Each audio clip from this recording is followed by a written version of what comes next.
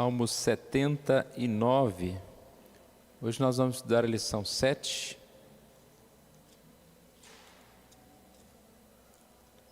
Salmo 79, são 13 versículos. Vamos fazer essa leitura. O título da aula é O Triunfo dos Ímpios e o Pastoreio do Senhor.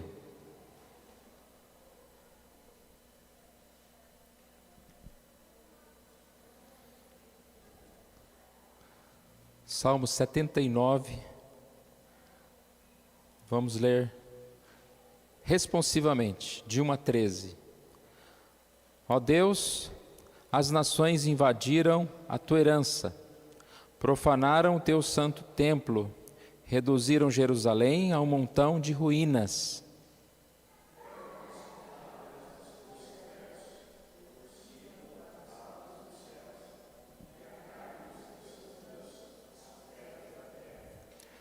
Derramaram como água o sangue deles ao redor de Jerusalém, e não houve quem lhes desse sepultura.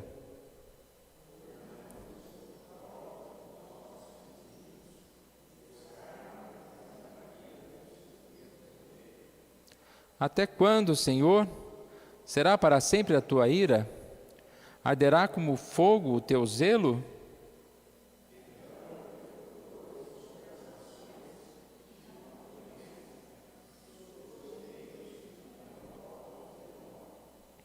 Porque eles devoraram a Jacó e lhe assolaram as moradas.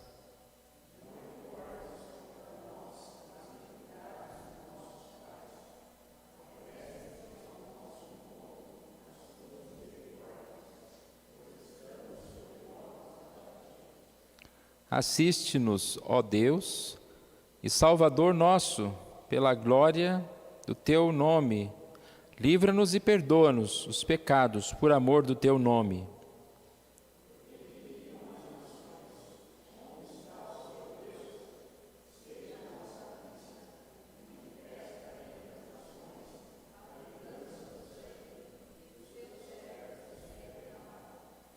Chegue à tua presença o gemido do cativo, consoante a grandeza do teu poder.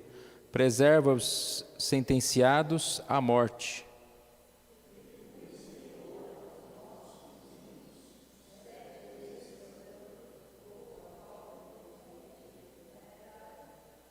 Quanto a nós, teu povo e ovelha do teu pasto, para sempre te daremos graças de geração em geração, proclamaremos os teus louvores.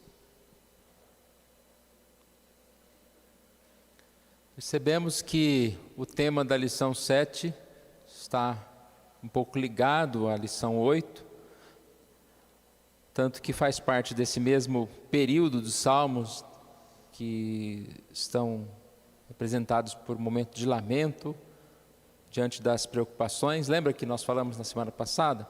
Primeiro foi anunciado que o rei viria, governaria, e de repente as pessoas começam a perceber que o povo de Deus sofre dificuldades, não estão reinando, como imaginaram, e aí logo vem então o questionamento, a preocupação, a pergunta, Senhor, até quando, ou por que isso está acontecendo? Esses salmos, eles são muito bons, como nós já afirmamos, no sentido de que eles representam muito bem a nossa situação, que nós somos salvos, nós estamos com Deus, mas nós passamos por dificuldades as mais variadas, oposições, e também passamos por fraqueza e pecado. Repare que no primeiro salmo nós vimos uma reclamação individual, e aqui nós vamos ver uma reclamação mais coletiva. Mas vamos lá, vamos seguindo a revista. Introdução. O Salmo 79 é o mais triste lamento coletivo do livro dos Salmos. Aqui ele está trazendo para nós a informação de que esse salmo, nele, os judeus que contemplaram a destruição de Jerusalém começaram a questionar, até que momento o Senhor permaneceria sem trazer a vingança contra os seus inimigos. Ou seja, os inimigos estavam prosperando, estavam assim matando os membros do povo de Deus, e esses tentavam entender o que estava acontecendo, qual o significado dessa calamidade que estava ocorrendo. Ponto 1. O evento que ocasionou o lamento.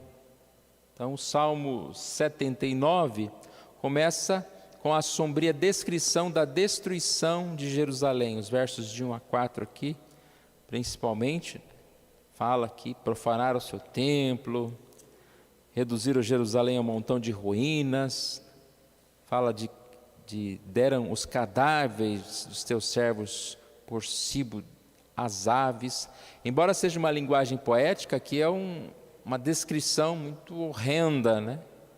Aqui derramam como água o sangue deles ao redor de Jerusalém. Não houve sepultura, não houve quem lhes desse sepultura, no sentido da quantidade de mortos, da dificuldade até mesmo de enterrar essas pessoas. Então há uma descrição da tristeza, a dificuldade que eles enfrentaram aqui. Sabemos que, já de certa forma adiantando, sabemos que isso que eles passaram foi consequência do próprio pecado do povo. O povo foi avisado, o povo foi alertado para não desviar dos caminhos do Senhor. Então o cativeiro não veio assim por acaso, né? De repente o povo lá é povo de Deus, tudo bonzinho, só faz oração, né? Só serve a Deus e aí vem um castigo, né? Não, aqui eles se afastaram de forma dura, se afastaram de forma muito grande, caíram para a idolatria, né? Deixando Deus, adorando os deuses lá dos povos, e foram vários avisos, vários momentos de misericórdia até que o cativeiro foi assim necessário. Então aqui conta a revista, aqui no ponto 1, que houve 3 investidas contra a terra. Primeiro, no ano 605, Nabucodonosor, ele vai aqui, leva ao cativeiro realeza, nobreza. Então ele começa a minar o povo, tirando os mais ricos, tirando aqueles que eram os que governavam, aqueles que também tinham, vamos dizer, os empresários, né? Aqueles mais poderosos da cidade. Aqui diz que por volta de 598, uma segunda investida também, com uma segunda leva de judeus que foi exilada. E 586, a terceira leva, que é exatamente a descrita aqui no Salmo 79, quando houve uma rebelião dos judeus, por parte dos judeus, contra o domínio de Nabucodonosor, e aí houve então a investida mais violenta, o cativeiro daqueles irmãos, né? daquele povo. Por mais horrenda que seja a descrição da cena, que nós falamos, do versos 1 a 4, é possível perceber que a preocupação do salmista vai além da situação imediata, testemunhada pelos seus olhos. Ele está interessado no modo como o Senhor se envolveria com toda aquela situação.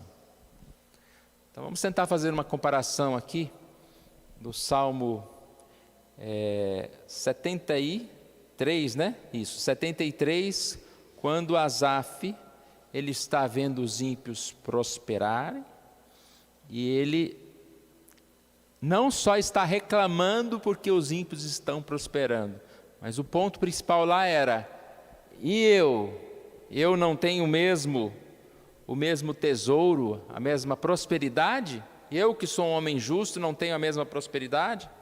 E nós percebemos aqui então nesse salmo, eles dizendo ao mesmo tempo duas coisas: olha, os inimigos estão vencendo nós como povo. E aí a questão é, nós que somos povo, estamos sendo derrotados? E as duas é uma pergunta: e o Senhor vai fazer alguma coisa? Vai mudar essa situação? No primeiro caso, Asaf percebeu que a prosperidade que ele tinha era muito maior do que a prosperidade dos ímpios, porque ele tinha Deus, ele tinha a presença, a glória de Deus, mesmo faltando alguma coisa. Nesse caso aqui, há algo mais profundo, diferente, porque eles vão perceber que eles estavam passando por aquelas dificuldades como consequência do próprio pecado. E Deus estava os punindo para disciplina, para que eles pudessem aprender e voltar-se. O cativeiro não foi apenas um castigo, para muitos foi o castigo, mas para alguns, para muitos cristãos, para muitos que permaneceram fiéis, foi um tempo para que eles pudessem se fortalecer no caminho do Senhor. Então, basicamente aqui, nós percebemos aqui que esses derrotados estão sendo considerados como parte do povo de Deus, e diante da calamidade o salmista clama a Deus, clamando a Deus. Sabe que o contexto vivido é apenas um retrato visível de uma realidade maior. Clama a Deus, clama a Deus. Ele não vai só clamar a Deus para que os inimigos morram, para que os inimigos parem de guerrear contra eles, mas ele vai clamar a Deus para que Deus tenha misericórdia, porque o grande problema ali era o pecado do povo, o afastamento do povo do Senhor. Vamos para o ponto 2. Até quando o Senhor ficará irado? Ficará irado. Essa é uma questão que aparece aqui, nesse texto, Salmos 79, mas é uma questão que aparece em vários salmos. É uma pergunta feita por Davi no Salmo 6, também em outros salmos. É uma pergunta que realmente ela é muito comum, para nós, quando passamos por alguma dificuldade. A interpretação mais comum dessa pergunta é que esse sofrimento, de alguma forma, faz parte da disciplina de Deus. Então, aí a gente volta àquilo que eu já estava adiantando, Até quando, Senhor Deus? Será que nós já não aprendemos, A disciplina, o exílio foi disciplina para os judeus que rejeitaram, que viveram na idolatria. E aqui nós percebemos essa reflexão.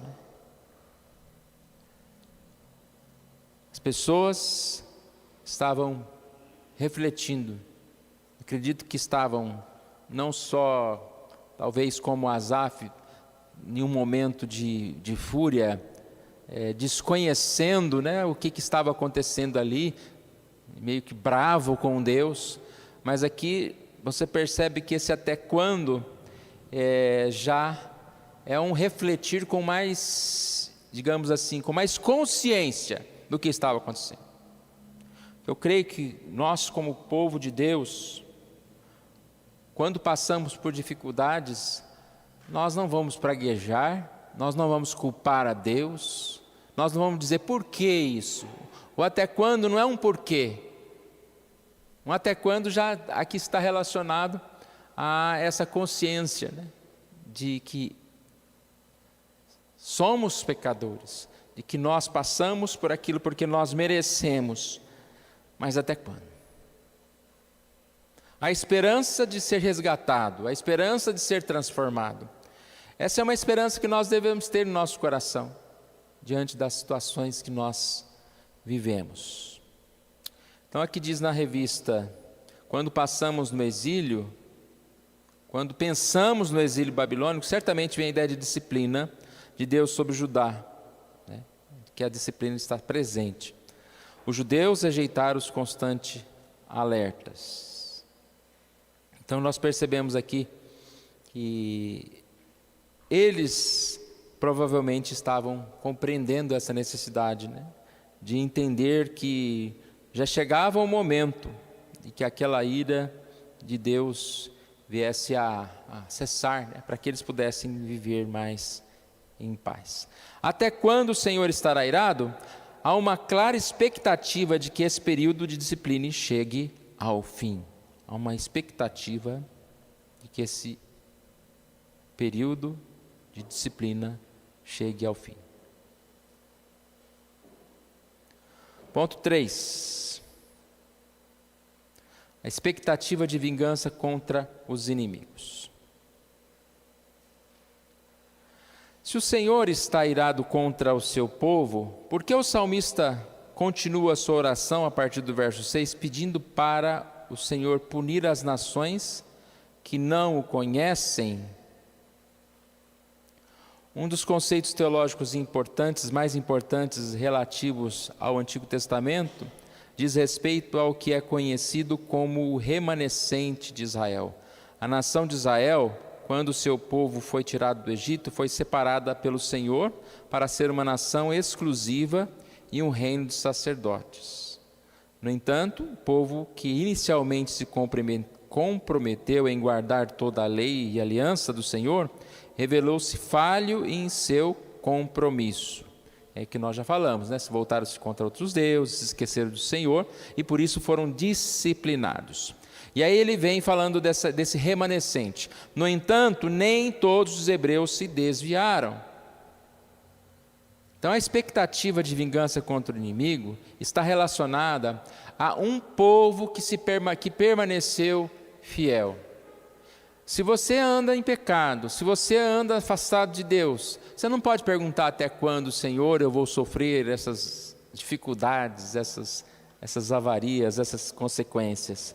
Primeiro eu preciso buscar arrependimento. Primeiro eu preciso voltar à presença de Deus, para assim poder dizer, Senhor, tenha misericórdia. Não até quando, é quase um tenha misericórdia de mim. Já fui disciplinado, já aprendi a lição, agora eu quero pedir ao Senhor a restauração. E a restauração fazia parte dessa restauração que os inimigos fossem, digamos assim, destruídos e derrotados. Eu separei aqui um dos trechos da leitura da semana, em Levítico 26, 44. Olha o que diz aqui.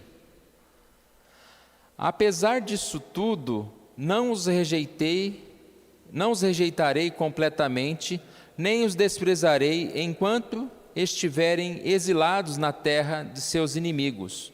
Não cancelarei a minha aliança com eles, exterminando-os, pois eu sou o Senhor, seu Deus. Em favor deles, eu me lembrarei da antiga aliança que fiz com os meus antepassados, os quais tirei da terra do Egito, diante dos olhos de todas as nações, para ser o Deus deles. Eu sou o Senhor.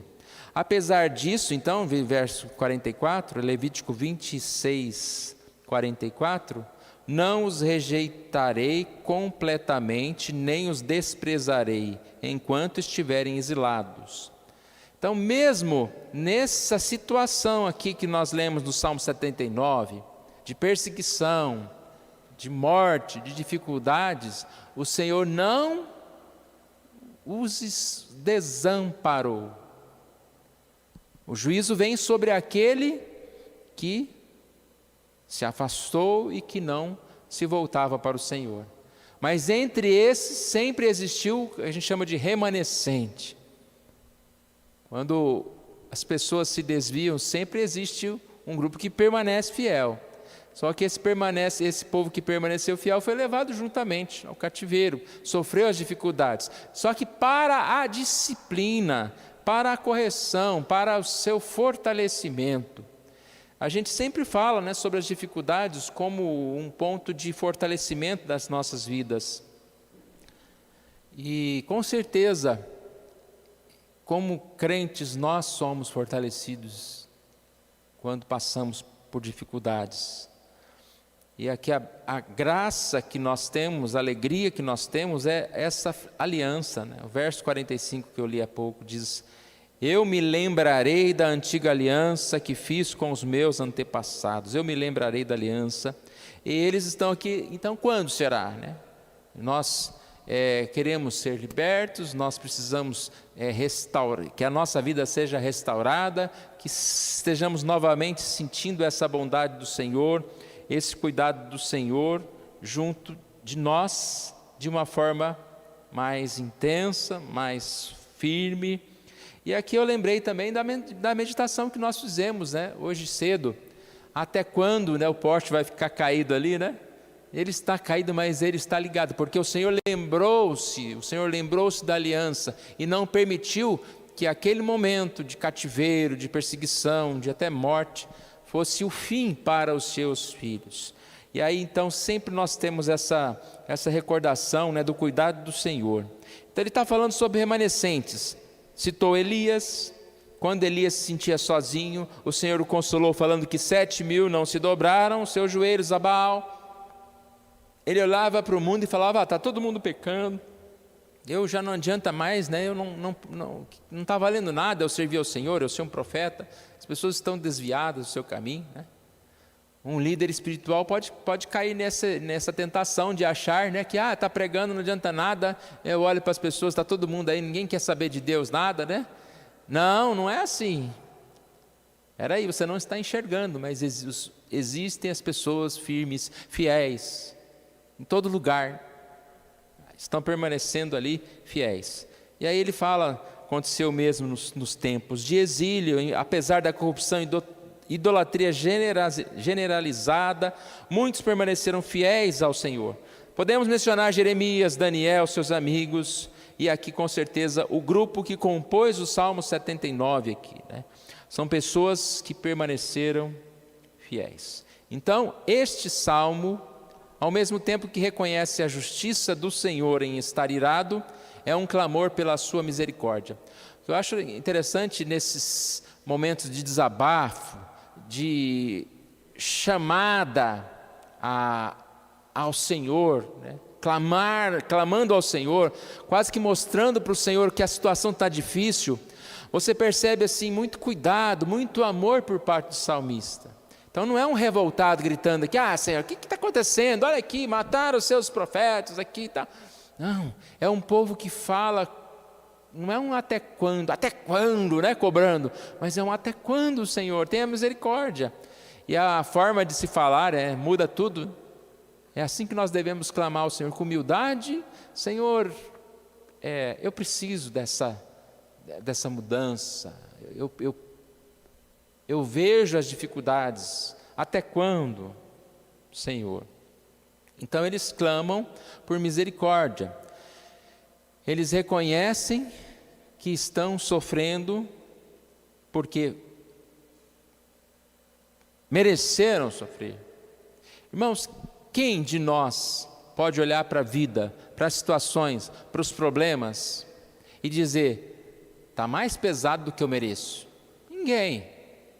Porque as dificuldades que nós passamos, elas são muito pequenas em relação do que nós merecíamos passar pelo nosso próprio pecado, pela nossa própria situação.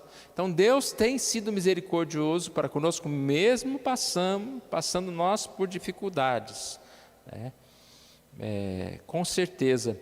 Às vezes a gente vê alguém, né, algum homem de Deus, uma mulher de Deus, sofrendo dificuldades ou de uma enfermidade, você fala, parece que ele não merece isso. Mas como não, né? Nós somos todos pecadores, né? E não sabemos porque um passa por uma dificuldade, o outro não, né?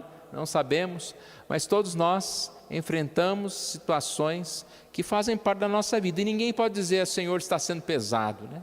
Porque o Senhor, Ele é o Senhor justo. Justo em estar irado, justo em nos deixar nessa situação. A gente falou algumas semanas passadas, né, na quarta-feira, sobre essa questão de estarmos aqui passando pelas dificuldades, né? Estamos no mundo, mas não somos do mundo. Então nós passamos por essas dificuldades porque nós vivemos nesse mundo. Os que clamam são parte do remanescente, que pede para o Senhor não os tratar como a seus pais, os reais culpados da idolatria da nação.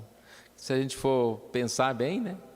Aqueles que foram para o cativeiro, eles, de certa forma, quase todos já morreram ou já morreram e agora são os filhos. E esses pedem para que eles possam ser, assim, perdoados e tratados como um novo povo de Deus. O remanescente, enquanto isso, espera por ver novamente a graça de Deus sobre Judá, trazendo juízo contra aqueles que profanam a herança do Senhor e zombam o seu santo nome. Ponto 4. O paradoxo do exílio.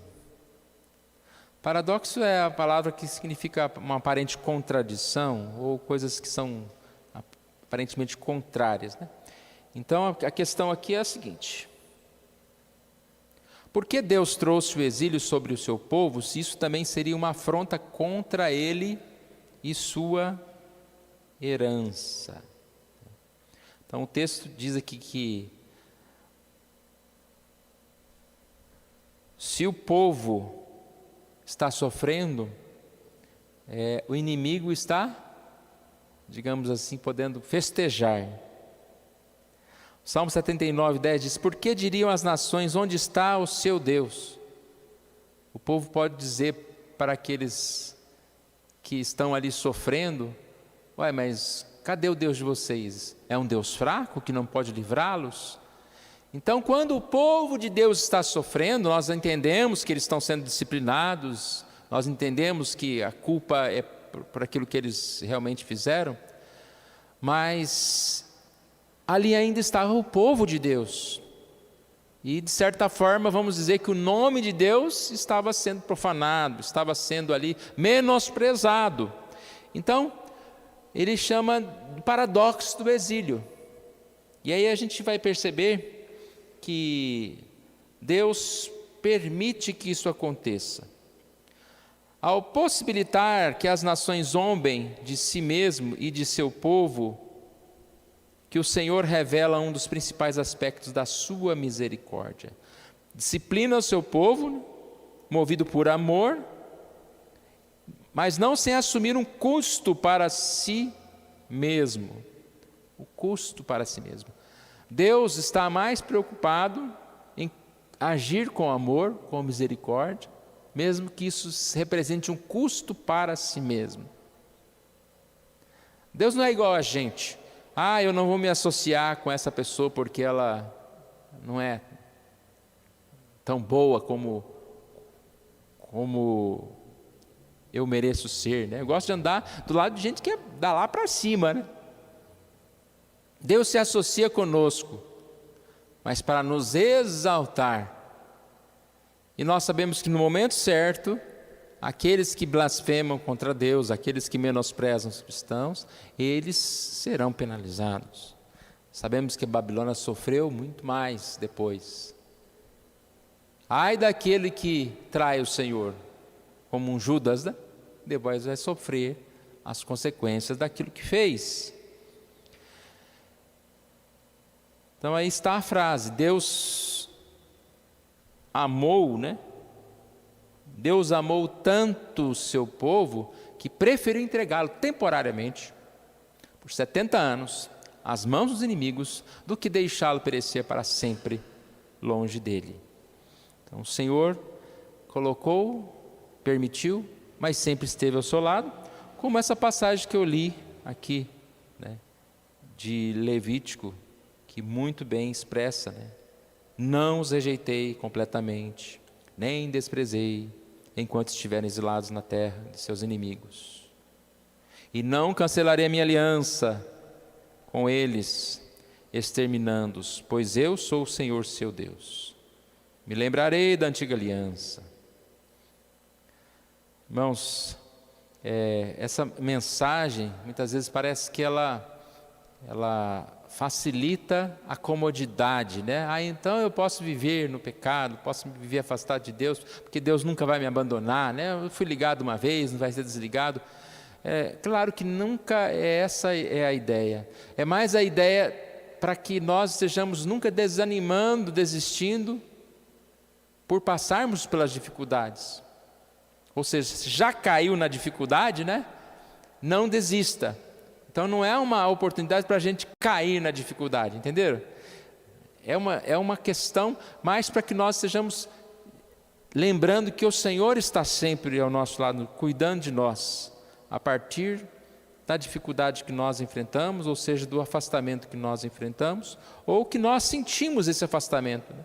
Às vezes podemos dizer que sentimos que o Senhor está distante de nós, mas Ele não abandonou a sua aliança. E aqui já faz uma comparação com Jesus.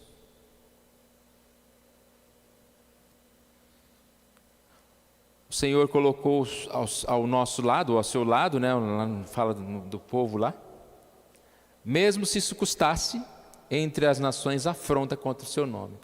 E aí faz uma comparação. Os cristãos conhecem muito bem um momento muito semelhante. Momento em que Deus leva sobre si o castigo que deveria ser imposto ao seu povo. Jesus, sobre uma cruz, também foi zombado pelos seus inimigos. Mateus 27, 43. Confiou em Deus, pois venha livrá-lo agora, se de fato lhe quer bem, porque disse, sou filho de Deus. Então Jesus, Ele se humilhou, se esvaziou de si mesmo, da sua glória, foi zombado, mas ali o importante era a sua missão. Por mais que aparentemente aquelas pessoas estavam desprezando Jesus, aquilo era algo temporário. Então por algum tempo Jesus permitiu que aquelas pessoas zombassem. Isso acontece até hoje, né? Quando o Senhor será realmente glorificado? Quando Jesus voltar. Esse mundo blasfema contra Deus continuamente. Blasfema contra o cristão, contra a nossa mensagem, contra a salvação, contra muitas coisas que nós falamos. Mas nós aguardamos o dia em que nós teremos, assim, esse resgate do Senhor. Ponto 5.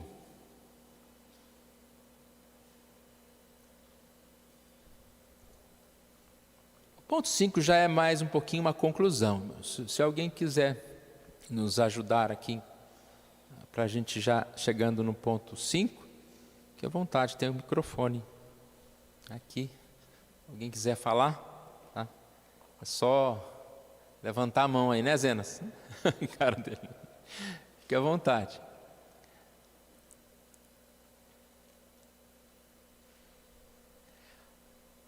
Ponto 5.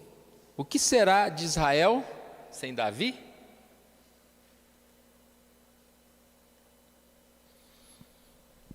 Essas lições são muito boas, né, irmãos? Porque a gente tem estudado aqui os Salmos de uma forma, acredito, bem diferente, como a gente já tem estudado. Geralmente a gente lê o Salmo e tem uma ideia, mas a gente não percebe certas coisas. E uma das revelações aqui foi exatamente essa questão aqui, do que aconteceu depois do exílio. Não tinha mais rei, né? Cadê o rei? Então teve Davi e os reis depois, né? Nesse período até a chegada de Jesus, né? Como que funcionavam as coisas. Então vamos lá, ponto 5. O Salmo 79, como parte do livro 3, é uma expressão do modo como os judeus tentaram lidar com a realidade do triunfo de seus inimigos sobre eles. O exílio então foi essa derrota.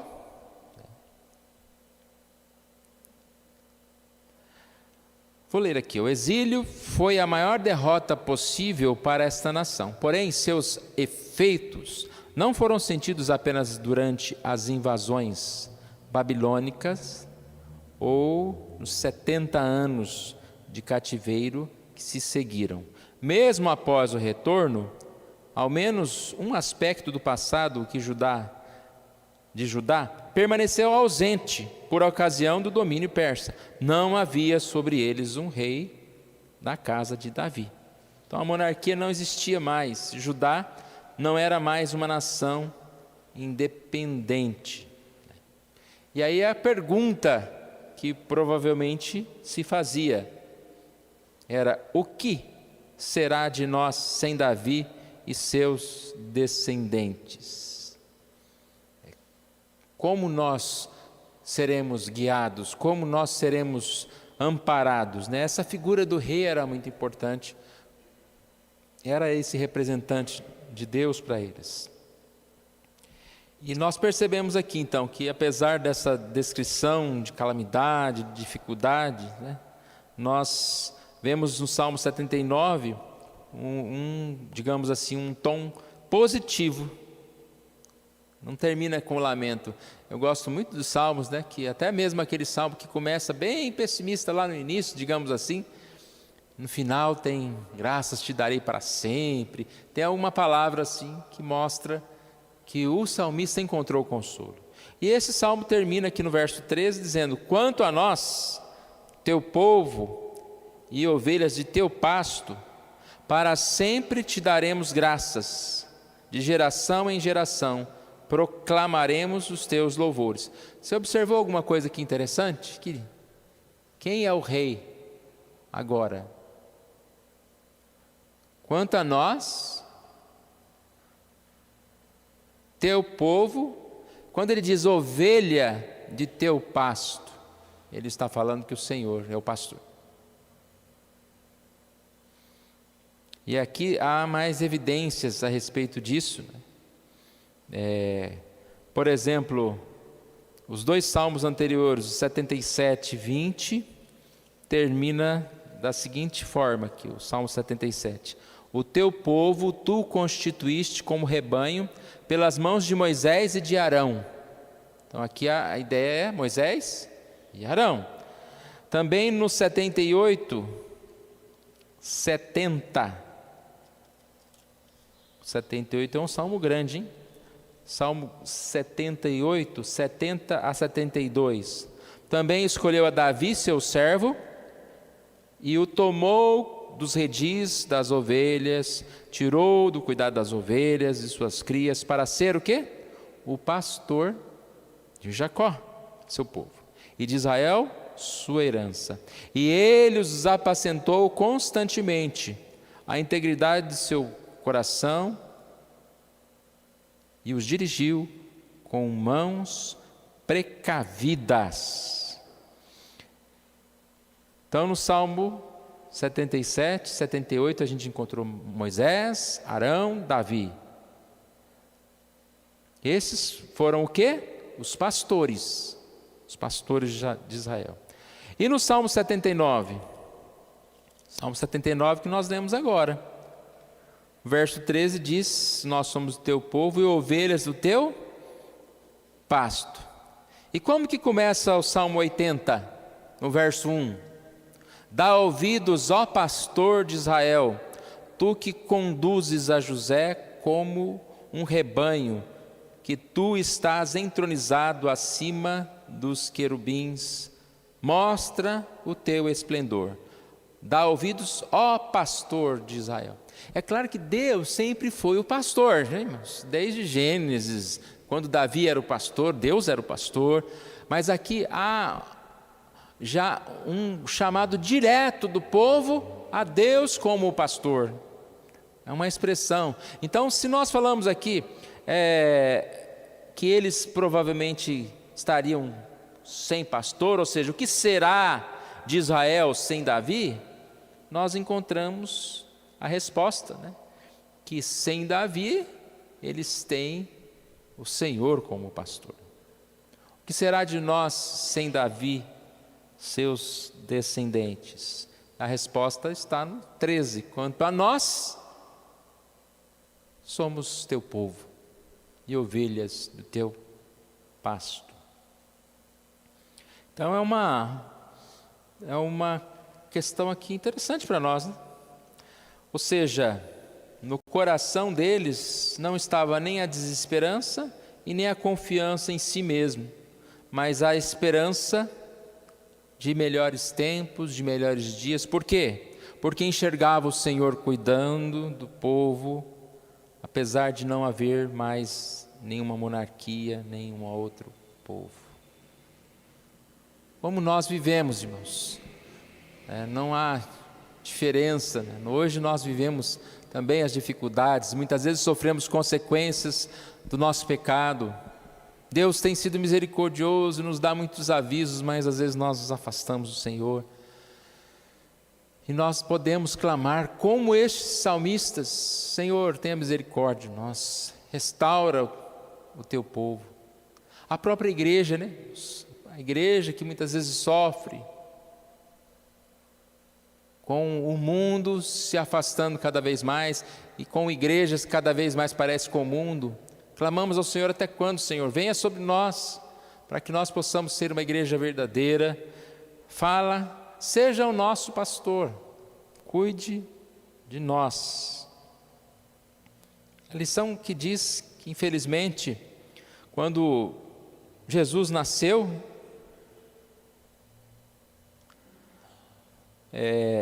ele não foi reconhecido como deveria. Um pequeno número encabeçado pelos apóstolos reconheceu que Cristo, o filho de Davi, era não apenas o rei dos judeus, mas também o rei dos reis e o senhor dos senhores. Mas sempre assim, né, irmãos? Enquanto muitos vivem neste mundo não reconhecendo Jesus como Senhor, nós podemos sim crer, confessar que Jesus é o nosso Senhor, Jesus é o nosso Deus. Você levantou a mão, Neto? Só esticando o braço? Alguém quer nos ajudar? Pedro vai nos ajudar aqui.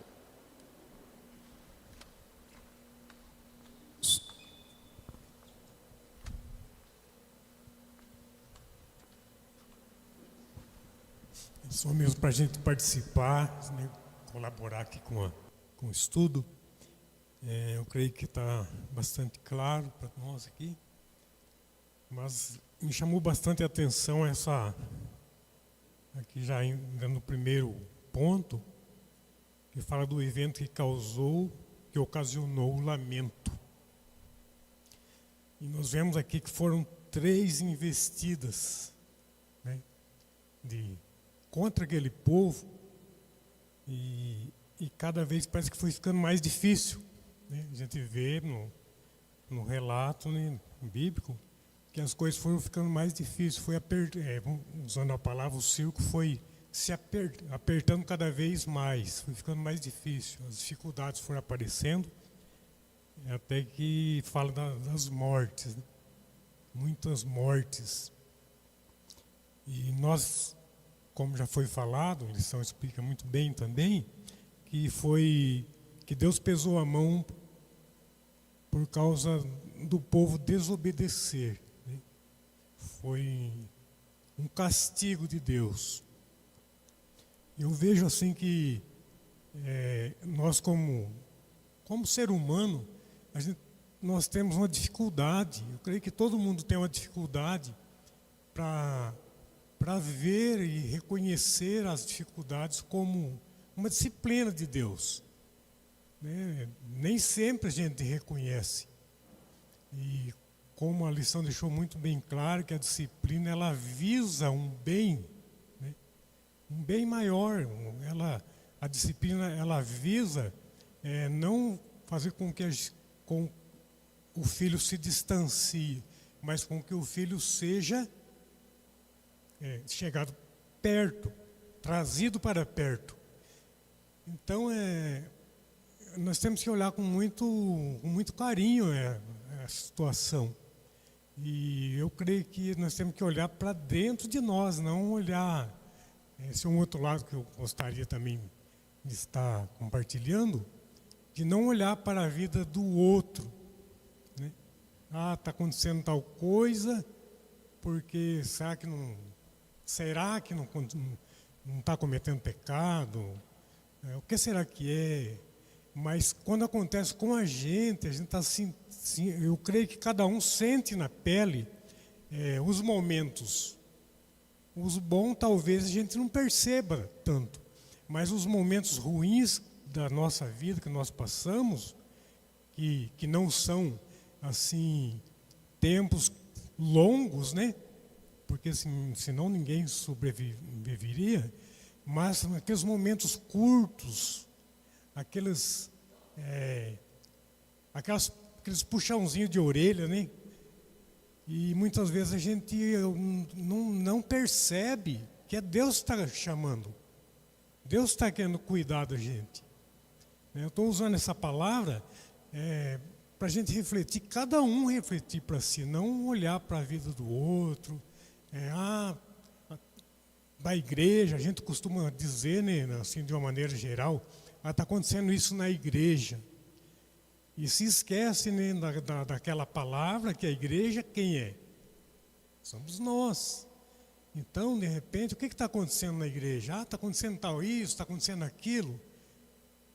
Mas na igreja, não, é fulano, é eu. É eu que sou a pedrinha lá, que estou fora. Né? Então, é isso que eu queria estar dizendo, que essa parte me chamou bastante atenção, concluindo aqui, pastor, que Deus foi pesando a mão. Mas foi pesando a mão, mas não deixou de estar fazendo com que, pensando no bem das pessoas. E uma coisa que chama atenção também, nós sabemos disso, que nós, como membro do corpo de Cristo, quando alguém está sofrendo, o corpo inteiro sofre. Então, aquelas pessoas estavam sendo castigadas. Poderia ter pessoas lá que não foram para a idolatria, que obedeceram a Deus, mas receberam o castigo. Também por causa dos outros, porque eles estavam inseridos ali no meio. Então eles também sofreram. Mesmo que a lição fala, e Deus está falando através da Bíblia, que nós podemos passar por uma dificuldade, mas suportamos as dificuldades, porque Deus está conosco. Então, um pode ser disciplinado, juntamente com o outro também sendo disciplinado. Para um serve de bênção, para o outro não. Pessoas que vivem de formas diferentes. É isso mesmo. Aqui na conclusão, ele coloca um pouco do que você disse, na verdade, na aplicação. Né? Na aplicação diz, qual é a nossa reação quando estamos debaixo da disciplina de Deus? Murmuração e tristeza? E aí ele já responde, né? Não, os cristãos maduros entendem que pecaram e são alvos da disciplina de Deus.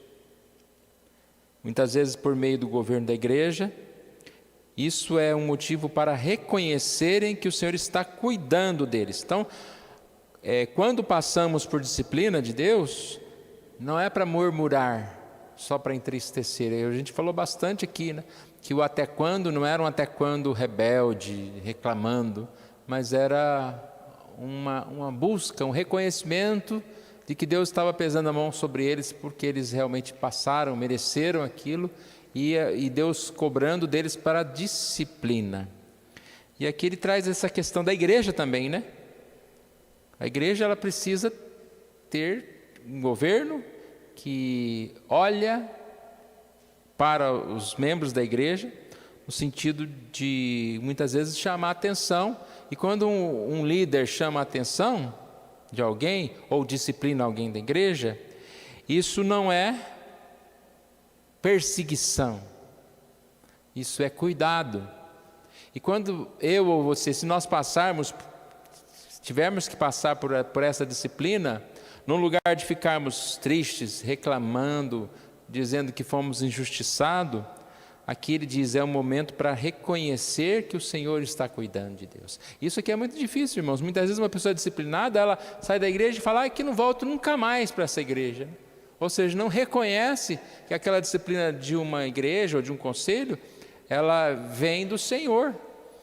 E quando nós passamos, né, Deus queira que nós não passemos, mas se a gente chegar a passar por uma disciplina ou chamada de atenção, é para a gente olhar para a gente. E não olhar e falar, eu não tenho culpa de nada, né? Esse povo aqui aparentemente poderia dizer isso, né? Ah, mas nossos pais que pecaram, agora a gente está sofrendo aqui, Senhor Deus.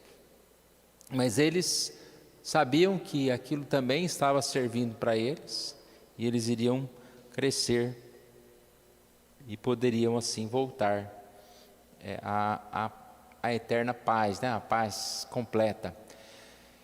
O Senhor nunca está distante, seja no momento da dificuldade, da disciplina, seja no momento da alegria, sempre o Senhor está constante conosco, né? E Ele disciplina porque nos ama, e nós devemos reconhecer a disciplina como a mão amorosa de Deus por nós.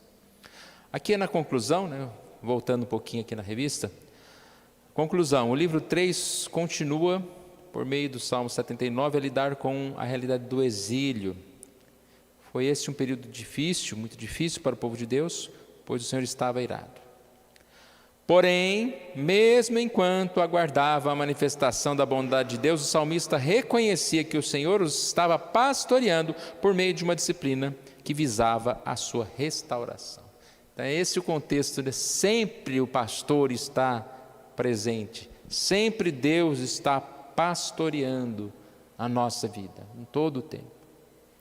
Se nós realmente somos filhos do Senhor, nós temos sempre esse cuidado do Senhor. E Deus assim cuida de nós, né? E Deus nos restaura, Deus nos mantém, nos coloca novamente de pé. Mais alguém? Então nós vamos concluir a nossa lição de hoje, né? Lembrando desse cuidado do Senhor.